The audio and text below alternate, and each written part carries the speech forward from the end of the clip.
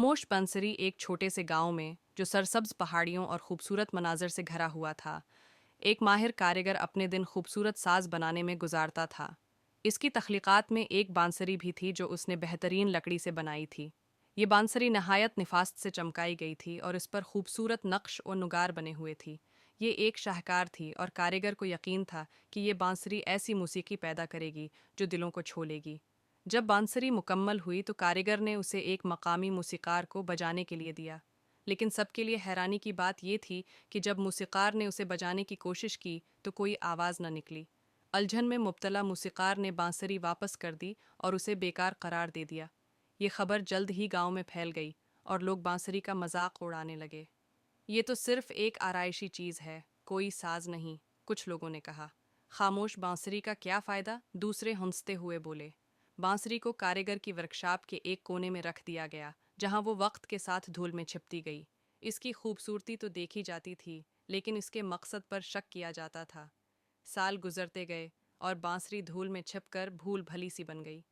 कारीगर, जो पहले अपनी तख्लीक पर फख्र करता था, अब खुद को नाकाम समझने लगा। बांसुरी खुद को एक भूली हुई चीज़ महसूस करने लगी, लेकिन उसके अंदर ये ख्वाहिश जिंदा थी कि कोई उसे बजाए और वो अपने मकसद को पूरा कर सके। मुसाफिर मूसीकार की आमद एक दिन, एक मुसाफिर मूसीकार गांव आया। वो अपने फ़न के लिए मशहूर था और सादा से सादा साज को भी हैरत अंगेज़ मूसीकी में तब्दील करने की सलाहियत रखता था। जब उसने कारीगर की वर्कशॉप के कोने में धूल में छिपी बांसुरी देखी तो वो उसकी तरफ मतवजा हुआ। मूसीकार ने बांसुरी को नरमी से उठाया, इससे धूल झाड़ी और उसे गौर से देखा। ये बांसुरी खामोश नहीं है, उसने कहा। गांव वाले जो ये मंजर देख रहे थे हंसने लगे और बोले, यह बेकार है। लेकिन मूसीकार मुस्कुराकर बोला, हर साज की अपनी आवाज़ होती है, उसे सिर्फ सही हाथों की ज़रूरत होती है।